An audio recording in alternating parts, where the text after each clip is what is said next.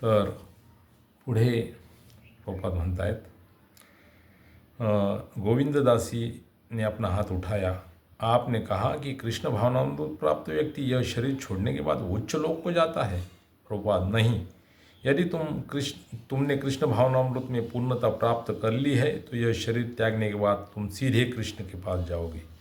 किंतु यदि तुम पूर्ण नहीं हो, यदि तुमने केवल कुछ प्रतिशत की प्राप्ति की है तो तुम्हें दूसरे मानव शरीर का अवसर मिलेगा।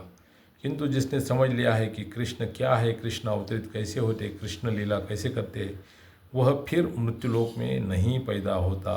तब कहा जाता है, त्यक्त्वा देह पुनर्जन्म नैति मामेति अर्जुन, वह मेरे पास आता है। इसका तात्पर्य यह है कि वह कृष्ण के परम धाम में जाता है।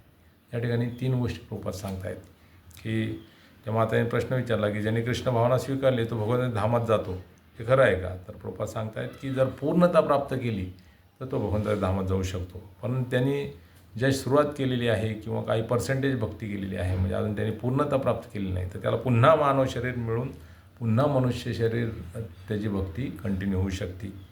चांगल्या योगी कुटुंबात, श्रीमंत ब्राह्मण वैष्णव कुटुंबात, व्यापारी वैष्णव कुटुंबात, योगी कुटुंबात त्याला जन्म प्राप्त होतो आणि तिथून पुढे त्याची भक्ती चालू होते। परंतु ज्यांनी जाणलं आहे की कृष्ण काय आहे, कृष्ण आणि त्यांचं शरीर हे भिन्न नाही आहे, भगवंतांचे कर्म दिव्य आहेत, कारण ते भगवंत आहेत। म्हणून गीतेमध्ये भगवंत सांगतात, जन्म कर्मच मे दिव्यम योमे व्यक्ती तत्वतः त्यक्त्वा देह पुनर्जन्म नैति मामेति स्वार्जुन, ज्याचे जन्म आणि कर्म दिव्य आहेत, हे ज्याला ज्ञान झालं आहे, समजलं आहे, साक्षात्कार झाला आहे, असा व्यक्ती परत या भौतिक जगात येत नाही, तर तो भगवंताच्या धामात जातो। म्हणून या ठिकाणी प्रभुपाद सांगतायत की पुनर्जन्म नैति माम एति, वह मेरे पास आता है। इसका तात्पर्य यह है कि वह कृष्ण के परम धाम में जाता है। तर अंते नारायणे स्मृती, मृत्यूसमयी भगवंतांचं स्मरण ज्यांना ज्यांना झालं, जसं अजामिळ नारायण हाक मारली परंतु मुलाच्या नावाने हाक मारली होती, तर त्याला विष्णुदूत न्यायला आले आणि त्याला परत बोनस लाईफ मिळालं।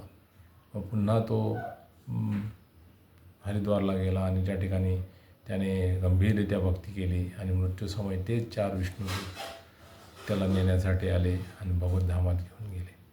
तर अशा शास्त्रामध्ये काही सत्य घटना पण वर्णन केलेल्या आहेत। याच्यावरून आपण समजू शकतो की भक्ती जी आहे ती या जन्मात पुढच्या जन्मात कॅरी फॉरवर्ड होते, हे एक समजू शकतो।